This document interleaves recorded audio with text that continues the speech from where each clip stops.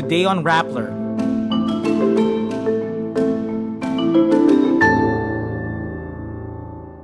Sara Duterte answers questions regarding the operations of the Office of the Vice President while she is abroad. Senator Imee Marcos faces off with Justice Secretary Boying Remulla over the drug war killings during Duterte's time. The National Defense Department eyes 2 islands in Zambales and Bataan as military reservations.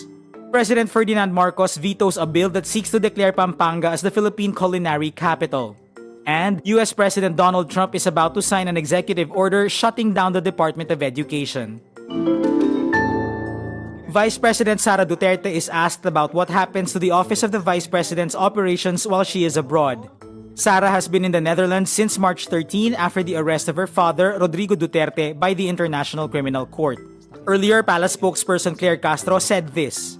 Tingin ko dapat po isipin po niya na kailangan din po siya ng Pilipinas bilang Vice Presidente.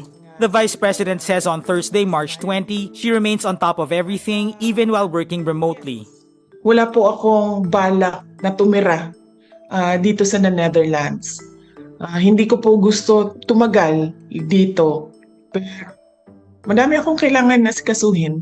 Trabaho dito, trabaho dyan sa Pilipinas. At alam ko kung paano magbalanse ng trabaho. The Vice President says she would stay in The Hague until a family member could replace her. She has secured the travel clearance from the Philippine government until April 30.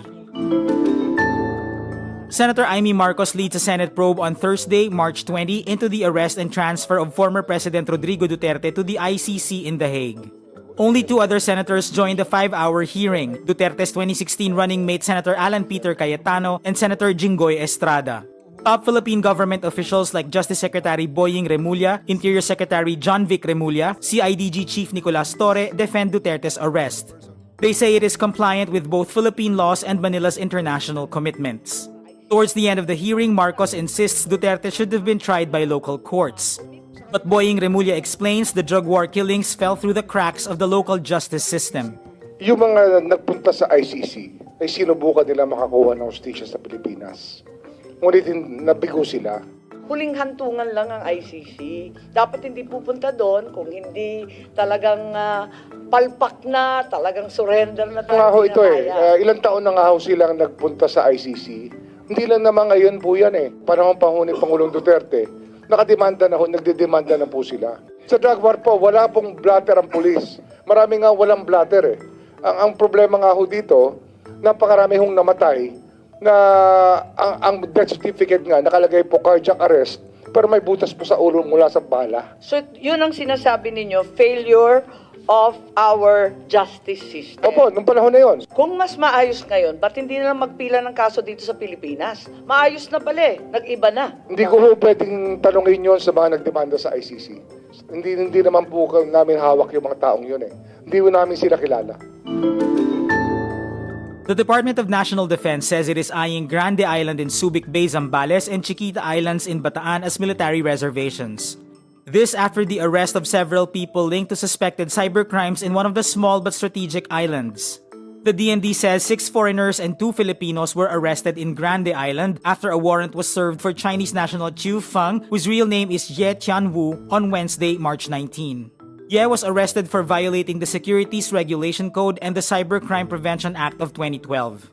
The DND also says, quote, the arrest exposes the unlawful nature, including suspected espionage and kidnapping activities related to Philippine offshore gaming operations for which some foreign nationals are using Grande Island under the guise of private enterprises. The department describes Grande Island as, quote, a strategic vantage point with a clear view of key sea lanes in the West Philippine Sea, including Bajo de Masinloc. President Ferdinand Marcos Jr. vetoes the bill to declare Pampanga the culinary capital of the Philippines, saying that the country should focus on promoting the diverse culinary traditions from all regions.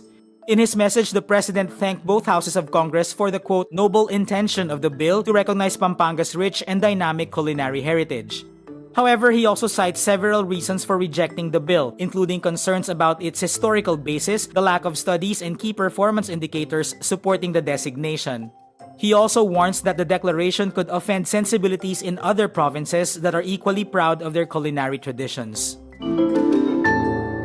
US President Donald Trump will sign an executive order aiming to shut down the Department of Education, fulfilling a major campaign promise, according to a White House summary seen by Reuters. The order directs Education Secretary Linda McMahon to, quote, take all necessary steps to facilitate the closure of the Department of Education and return education authority to the states. It also mandates that any programs funded by the Department of Education should not, quote, advance DEI, short for diversity, equality, and inclusion, or gender ideology. Before the order was signed, a group of Democratic state attorneys general filed a lawsuit to stop Trump from closing the department. Abolishing the Department of Education would be Trump's first attempt to close a cabinet-level agency. Trump has often called the existence of the agency, quote, a big con job. And that's today's wrap. I'm JC Gotinga. Thank you for watching. Click the link below for the full story. Follow us on Rappler's YouTube, Facebook, X, Instagram, and TikTok.